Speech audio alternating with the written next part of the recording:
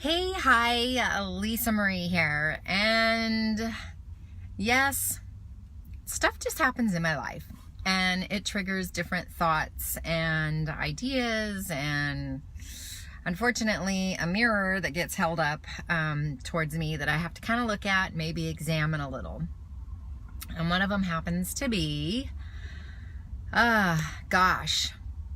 denial, and my inner fat girl, man, not the bully. The bully isn't bullying me. Well, kinda.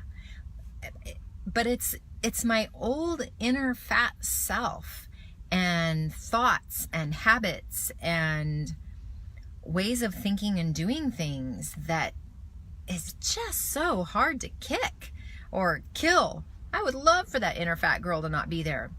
But then, as I got to thinking about it, perhaps God keeps allowing her to stay around just so that I do remember and so that I do have something to not really compare to, but have as a basis to maybe go on or think about or whatever. So, for me, what totally worked at the beginning and for the first 12, so 18, probably 16 months, 14 months, something like that, for sure for the first year, was definitely tracking everything. Tracking all of my food, all of my water, all of my exercise, everything. I mean, I used my little bullet journal, this little thing with $1 at the Dollar Tree. And I mean, I tracked everything. Everything I ate, every bite, every BLT as I call them, bites, licks, and tastes, anything and everything that went in my mouth, I tracked it. The thing was, what I used to do is also track the calories. So I knew exactly where I was in the day. And yes, I used MyFitnessPal or Calorie King to kind of give me the calories of what I was doing. And long about a month, so this is 18, what am I, October, November, December, January, February, March, April, May, June, July, I don't know, what am I, 18 months now, 19 months, whatever. For the last 3 months, put it this way, for the last 2 for sure, maybe 3 months, I have gotten a little bit lazy in a lot of things. First of all, my new job, I'm not walking as much as I was walking. I walked every day for at least 30 minutes before. I do get in enough water, but I'm not tracking everything as far as, I'm tracking my foods, but even then, I've kind of, I'm tracking my foods, and I grew up a little to this type of a tracker, and I think I'm going to go back to that one because it's small, it fits in my purse, and I can pull it out and write in it at all times. I mean, it's like the size of a checkbook. So I'm going back to this because that one's just too big. The other thing I've done is I've let my eyes lie to me, and my portions, I've not really been sticking to the little containers. I've been allowing things to be on a plate. And the problem with that is sometimes I overeat or I eat too fast, and my eyes are definitely bigger than my stomach. 100%. Totally my eyes. And the other thing that I haven't been doing that my old inner fat girl did that put me on the path of denial was not paying attention to how my clothes are fitting, not weighing, and not taking accountability for my elbow bending and stuff going in my mouth. Not tracking the BLTs, not doing these things. So, needless to say, yes, there is some regain. And the thing is, hello, talk about giving myself permission to continue in bad habits. No, no, no. If you're doing this, stop it. Don't do it. I'm stopping it. I'm not doing it. Starting today, I didn't do it. We have got to quit giving ourselves permission to continue in bad habits, because pretty soon 1 or 2 pounds is 4 or 5 pounds, and then the next thing you know, it's 10 pounds, 15, 20, whatever. We say it creeps up, but it's because it's the increasing choice, the unwise choices in our old habits. And mine is not paying attention to my clothes. It's summer, so I've been wearing loose little dresses and loose fitting things. And no, that is not what's helpful. What's helpful for me is when I wear pants that have a belt. I wear things that actually have a waist and are not a drawstring or elastic, and dresses that have some kind of fit to them. And that was a weird guy doing stuff in front of my car here to the tree. Anyway, so to not continue in the bad habit, I am going back to tracking everything, and not just tracking it, not just writing down the foods I'm eating, but actually weighing and measuring, portion control, and getting the actual calorie count, which then gives me the nutritional values of how much protein's in it, how much sugar. I really don't get that much sugar, so I'm not worried about that, but we'll see. We'll see how it goes. And then my other thing is I haven't been weighing myself. And I think that's the old inner fat girl's way of denial of, if I just don't step on the scale, then I can't see the number, and numbers don't lie, and I don't want to be lied to, so I just rather not know. That's the dialogue that goes on in my head. Talk about crazy talk, right? So if you're doing any of those things, if you're giving yourself some kind of permission to continue in old bad habits or making unwise choices, I am here to tell you to stop it. Knock it off. Be good to yourself. Do the right things. Just got me all choked up. God doesn't want us to lose or misuse this gift that he's given us of a second chance. And it's up to us to continue to make wise choices and to not live in denial. And, I'm just figuring now I'm going to row my own boat out of here and get myself back on track. And as much as my husband doesn't like being the food police and I get kind of defensive, we kind of didn't make a pact, but we kind of had a communication and realized the times that I actually plan for something. I know we're going to a birthday party and I'm going to have a little bit of cake. A little bit of cake, a Casco cake, truly is, I figured it out. When I weighed and measured it, you want someone that's going to cut you one of those little square pieces that's like the size, this part of your thumb. Okay? And that part of your thumb, square all the way down, is kind of like the little sample ones that they give you.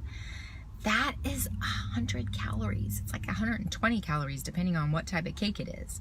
So, and a lot of sugar in just this little piece. That's a lot of sugar. So, he and I realized the times that I really didn't plan for it, I get defensive. And I'm like, but I actually planned for this, and I'm having this, and I'm, And the times when he tells me and I go, ooh, I didn't pay attention or whatever, I really wasn't paying attention. But when I get defensive, it's kind of like a denial defense type of thing. So maybe you need someone in your life that can be your accountability person. Maybe it's somebody else who's had weight loss surgery. Here at my office, there are now 4 people. One brand new. She's just had her surgery for 2 weeks. One's going in for a revision. One's had it for about 5 years. And another one is thinking about it and kind of watching us. So 4 different types of levels of weight loss surgery. And they've asked me to help hold them accountable, and I've asked them to help hold me accountable. So that when there's crazy wonky junk in the office, we're not tempted because we've got healthy choices if we packed, which I do. But I just wanted to share, I know I cannot be the only one. The devil is a liar big time. And that old inner fat girl, I would say she's not really I'm not really feeling like I'm being bullied by myself, although because I've been making some poor choices and not really being full on accountable, I do hear the bully saying, oh, you can't do it, and oh, you're just gonna go off, and oh, why should you be able to talk with anybody or coach with anybody or be a mentor to anybody, blah, blah, blah, because you're not, you're failing. And I had to go, no, that is not true. God has told me I have come so far in this journey, like so far in this journey.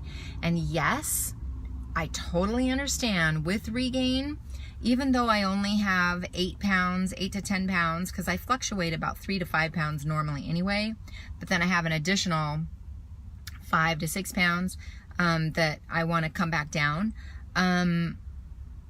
I know that even if I weigh and measure and I get really strict and stuff, it's going to take longer to come off than a week or two that it did a year ago.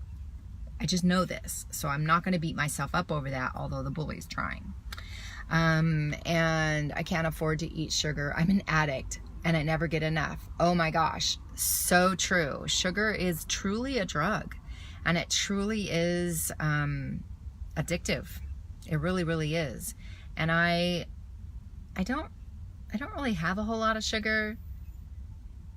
If I do, I try to plan for it strategically, and I make sure I have protein before it and after it. Like that's healthier. I don't know. But, I just thought I would pop in and kind of share that. I was going to read some of my Dr. Connie book, but I've been reading this book by Francine Rivers, and it's 5 different books in one that some ladies from my church Bible study were doing. And so I think I'm going to use the rest of my lunch to do that.